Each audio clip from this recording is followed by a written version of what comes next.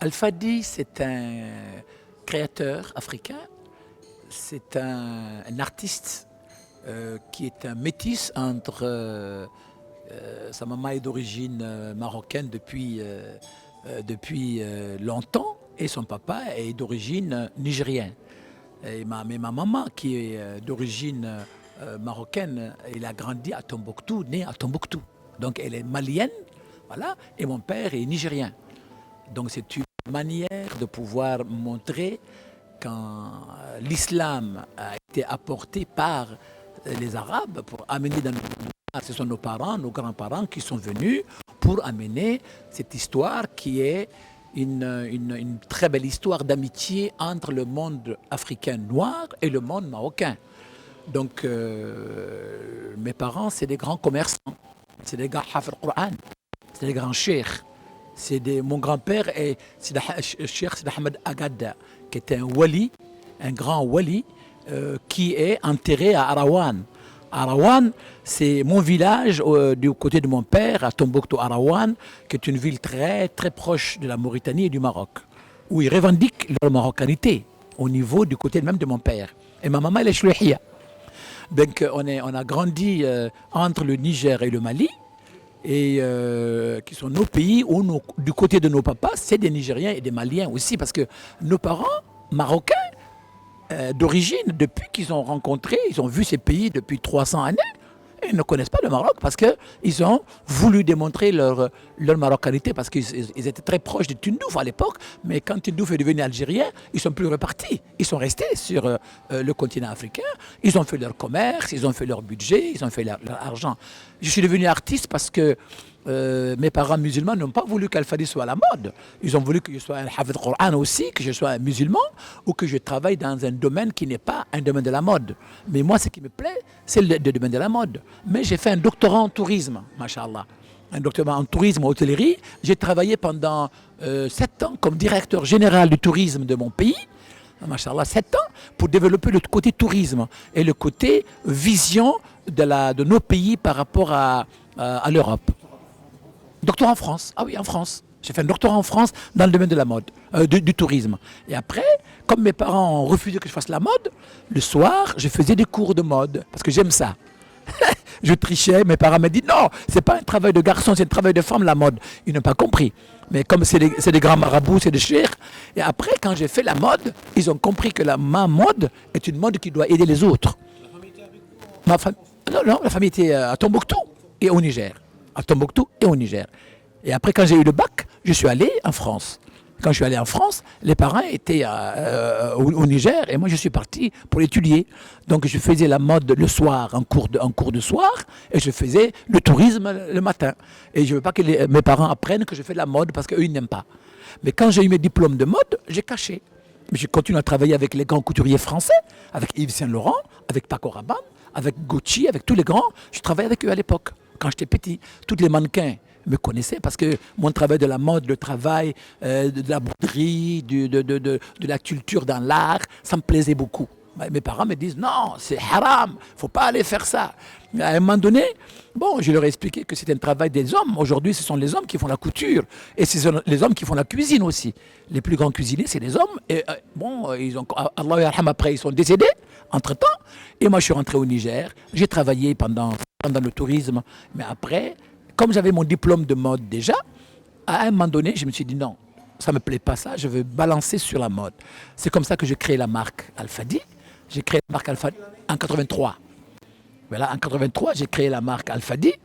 Et mes parents, Allah yarham, étaient déjà morts, mais mes oncles, mes tantes qui ont vu le travail que je faisais par rapport à la beauté, par rapport à la création, par rapport à la création d'emplois, ils m'ont dit, mais ce que tu fais là, c'est quoi? C'est pas pour toi? J'ai dit non. J'ai fait ça pour aider les autres. J'ai fait ça pour montrer que l'Afrique aussi a des valeurs, qu'aujourd'hui, le textile peut créer de l'emploi. On peut lutter contre la pauvreté. On peut amener l'Afrique à une dimension réelle. Et pendant 12 ans, 15 ans, j'ai travaillé avec ma marque Al-Fadi, qui est connue. J'ai eu les plus grands Oscars américains, français, japonaises. Et maintenant, j'ai pensé à faire le FIMA. Mat. Donc le FIMA, c'est dire, je ne pense pas à Al-Fadi seulement, mais je pense à l'Afrique. Voilà, donc c'est un petit peu la dimension de faire le FIMA pour aider les créateurs africains aujourd'hui à montrer que la dimension de la mode africaine peut aussi être une mode à part entière. Vous savez, à imposer la marque. Voilà, j'ai commencé à imposer ma marque en habillant les premières dames. J'habillais toutes les premières dames d'Afrique. J'habillais des présidents et j'habillais aussi tous les hommes et toutes les femmes de ce monde, culturellement, artistiquement, qui aujourd'hui ont une image positive. Donc c'est pour ça que j'ai imposé aussi, en ayant des boutiques, en ayant des personnalités qui réellement croyaient en ce que je faisais, en montrant que la mode africaine est une mode qui peut amener réellement l'Afrique très loin. C'est pour ça. J'ai un modèle indien. L'Inde m'a beaucoup inspiré et les pays arabes m'ont beaucoup inspiré. Avec les caftans, avec les broderies, avec les perlages, avec le maquillage. Quand j'étais petit, je partais voir les films hindous. Et je voyais le maquillage des hindous. J'ai dit, c'est ça que je veux faire. Et moi, je maquillais ma mère. Même ma maman, je vais la maquiller. J'ai dit, maman, non, ne sors pas comme ça. Fais ce maquillage-là, porte des bijoux là.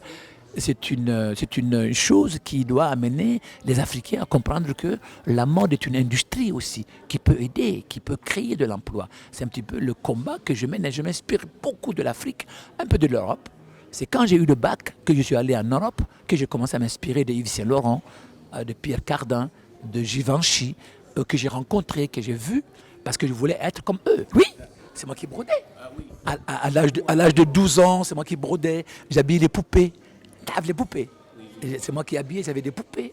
J'habillais des poupées, je maquillais les poupées. Ma maman, non, j'ai dit non, maman, j'aime ça, laisse-moi faire. J'habillais des poupées, je faisais les maquillages, je faisais des broderies. Dans les nappes de table, c'est moi qui arrangeais la maison. Donc j'aimais tout ce qui est beau. J'étais très fan dans ce que je faisais. Donc c'est un travail qui a pris du temps. C'est vrai, parce que les parents voulaient que j'aille... Le dimanche et le samedi, je m'en vais à l'école coranique, apprendre le Coran, pour prier, pour être un bon musulman. Mais ça m'a beaucoup pris du temps. Mais alhamdoulilah, aujourd'hui, l'éducation de mes parents m'ont permis de faire de la mode et de faire de l'islam ma religion que j'adore. Et il n'y a pas non. Au contraire, l'islam aime la beauté, aime les parfums, aime les bonnes choses. Et c'est ça que je voulais dire au Niger quand j'ai lancé en 98 le FIMA, qui est le festival qui va fêter les 20 ans, Inch'Allah, cette année ici. Et les marabouts du Niger, les marabouts, c'est les marabouts qui ont la barbe. Ils disent non, ça c'est haram, c'est pas bien, ça c'est pas joli, ils n'ont rien compris. Les fondamentalistes. Et moi j'ai dit aux fondamentalistes, non. Nous voulons faire le moderne. On veut moderniser la création. On veut porter des jeux habillants, on veut porter les caftans. On veut faire des maquillages, on veut faire les parfums, on veut faire les lunettes. On veut montrer que l'Afrique aussi peut faire. C'est un petit peu, on a fait beaucoup de bagarres avec eux, mais après ils ont compris aussi l'intérêt de la création, c'est très important. Un leader. Vous savez, quand on est un leader comme Yves Saint Laurent, qui m'a beaucoup épaulé parce que j'ai étudié en Europe. J'ai appris mes leçons. Paco Rabanne est un grand ami, quelqu'un qui a été un petit peu les corsets que je fais, les bustiers que je fais. Et Paco Rabanne a été un grand leader pour moi. Après, dans la musique, parce que dans le monde arabe m'a beaucoup inspiré par rapport à Moul Kelthoum, par rapport à Abdel Hafed. Parce que c'est des musiques que j'aime qui passent dans mes défilés. Donc une manière de montrer le monde arabe, le monde européen par rapport au maquillage, qui est très européen, qui est très africain, par rapport aux tresses. Ça c'est Al-Fadi. Voilà, je suis métisse, mon travail est métissé et un carrefour et qui amène à montrer que le monde entier, on peut l'habiller. On peut habiller l'arabe, on peut habiller le français, on peut habiller l'américain, on peut habiller le noir.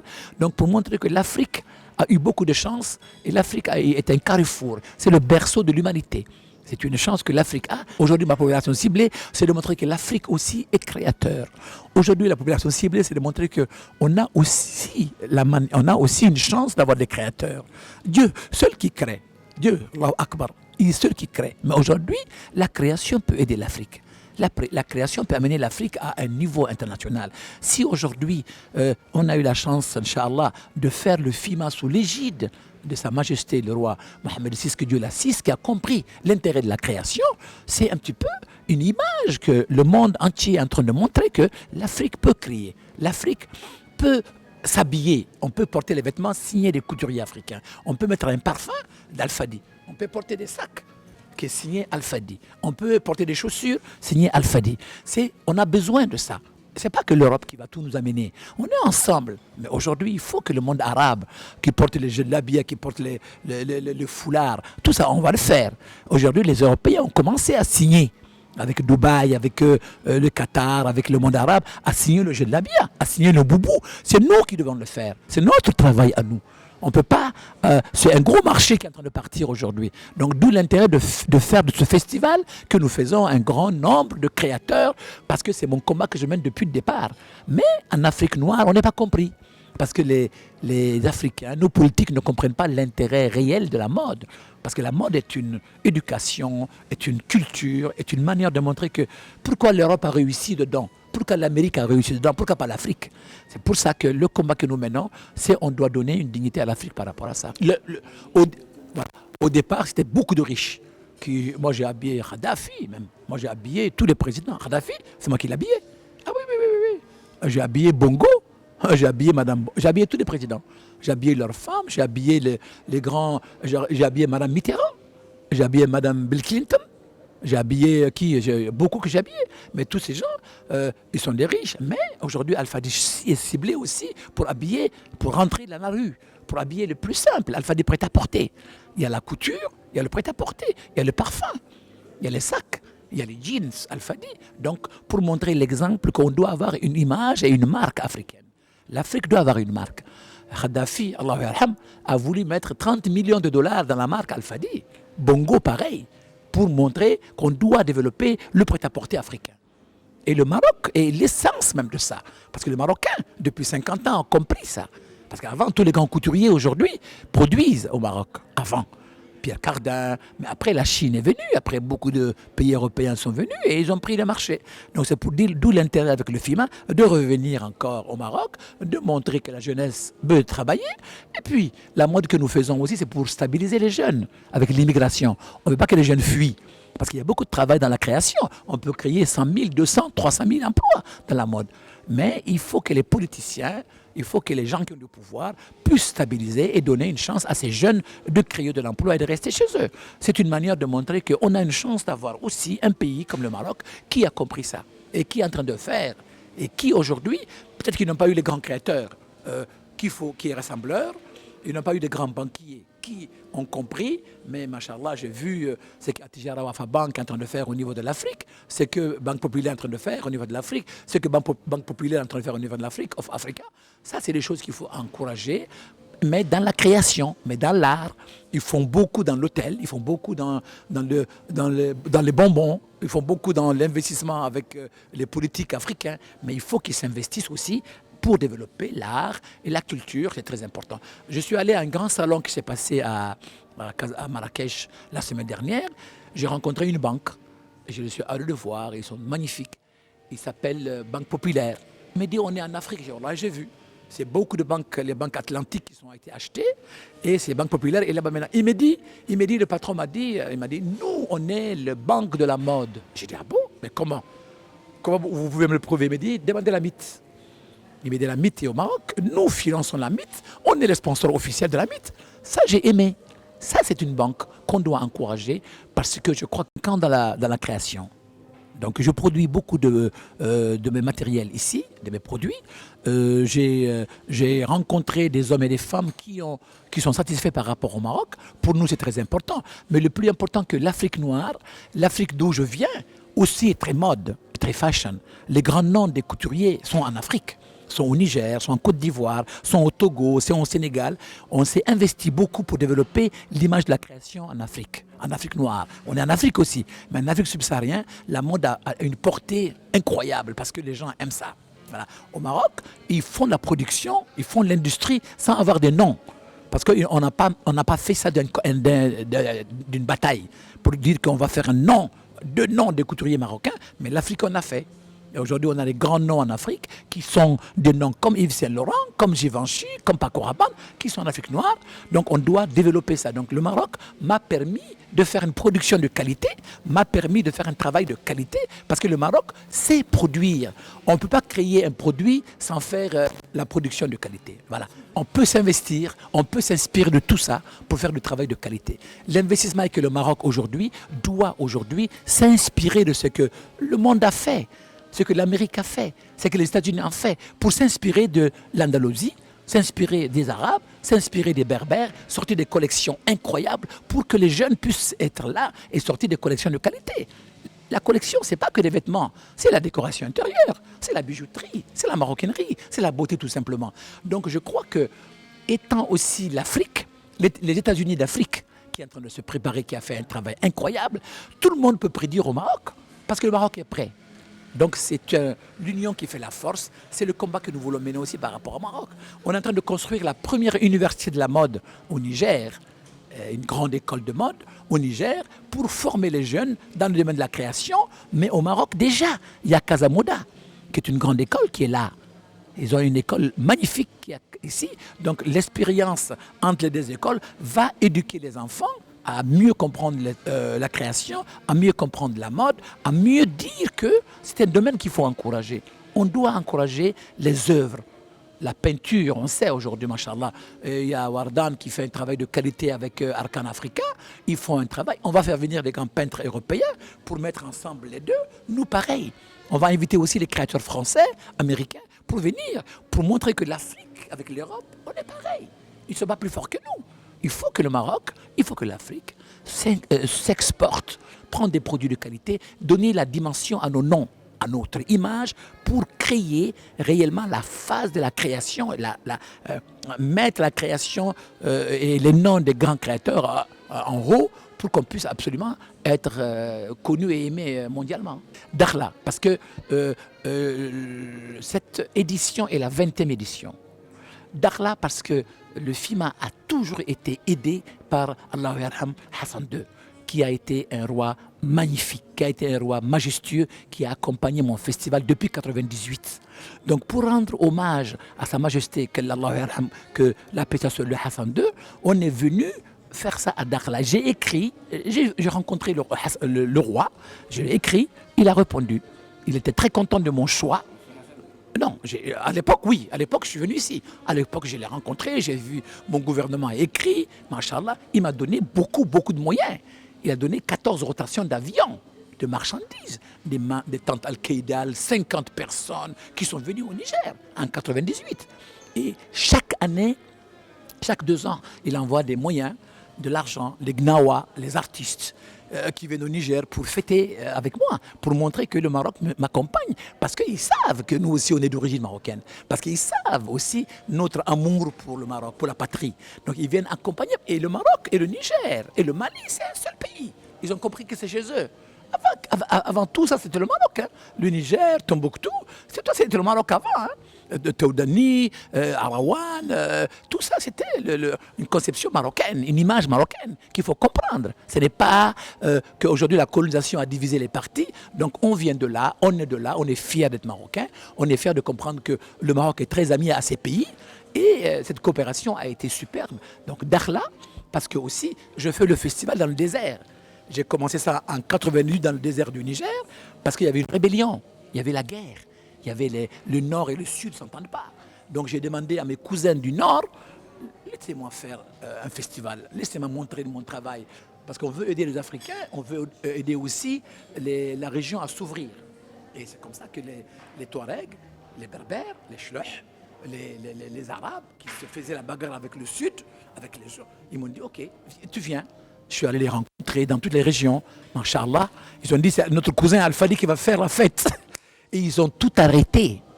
Et on a fait le festival, d'où l'intérêt. Le roi a envoyé, machallah, les tentes. Le président Barré, c'était le président Barré, qui était un des présidents les plus compréhensifs du Niger, qui a été fantastique, qui a accueilli tout le monde. Et il y avait 4000 à 5000 personnes dans le désert du Niger. Donc c'est là, le FIMA a commencé. Ça a arrêté les rébellions, ça a arrêté les guerres, ça a arrêté les morts, et ça a ouvert le tourisme. Parce que la zone touristique du désert du Niger était fermée pendant 15 ans. Machallah. À cause du FIMA, c'est ouvert. Et depuis, c'est ouvert jusqu'à aujourd'hui. Donc depuis, on continue à faire du FIMA notre combat pour l'Afrique, pour l'unité africaine, pour l'Afrique des créateurs, mais l'Afrique aussi du tourisme. Les islamistes, comme je vous ai dit, les fondamentalistes n'ont pas aimé. Et je me dis, mais comment vous allez amener des jupes courtes, vous allez amener des seins dans le... Je dis, mais on ne fait pas du mauvais, on vient développer l'industrie, on vient développer la beauté, la création, machallah. Après, eux-mêmes, ils ont compris. Parce qu'eux-mêmes, ils étaient un petit peu, mais moi, je suis un enfant de marabout. Et je leur ai dit, moi, je suis un chair, je suis un enfant de chair. Je ne fais pas de bêtises. Moi, je viens uniquement pour amener, lutter contre la pauvreté et puis le travail de la mode. On doit aussi avoir de textile chez nous.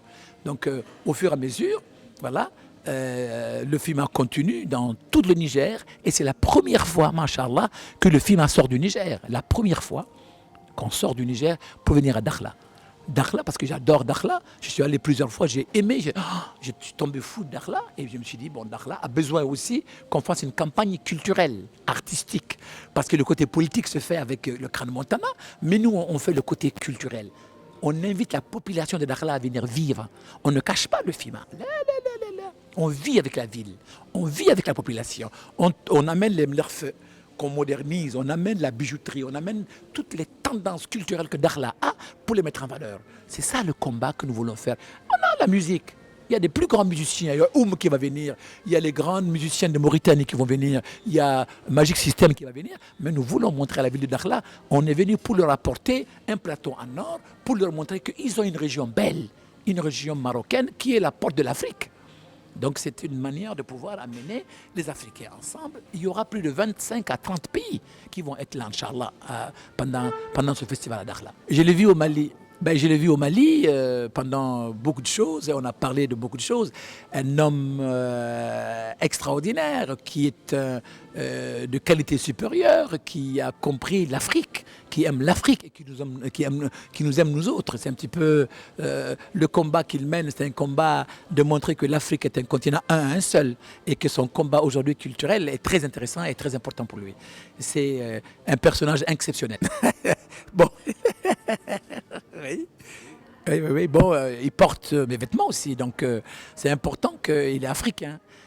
Il porte beaucoup de vêtements des Africains aujourd'hui, j'ai préparé, et même des collègues à moi l'ont habillé aussi.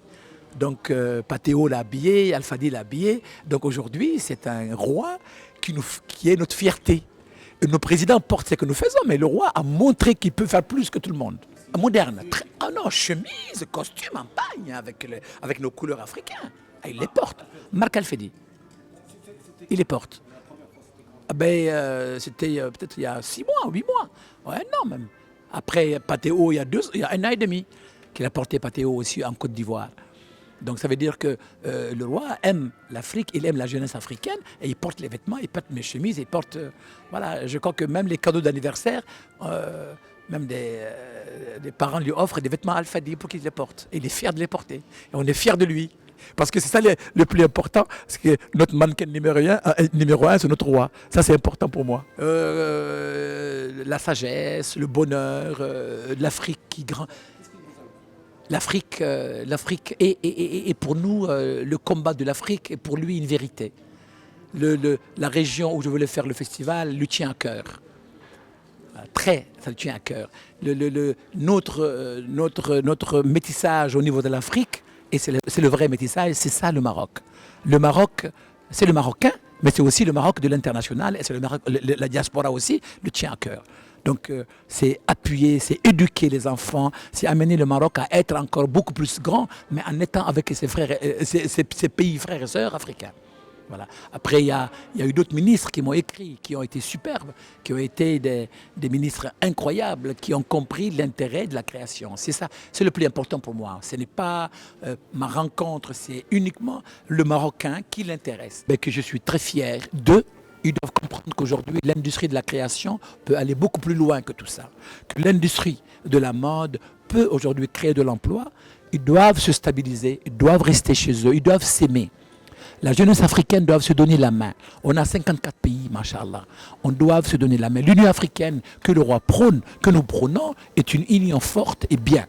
Voilà. Je dois uniquement dire que nous sommes sûrs que si on se donne la main, on va aller beaucoup plus loin.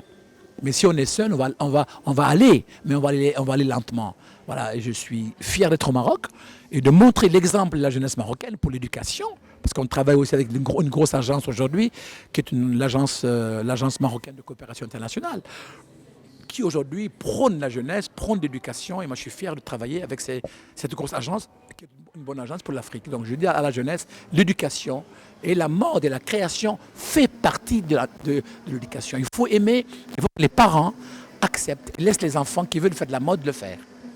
Marhaba wa sahla.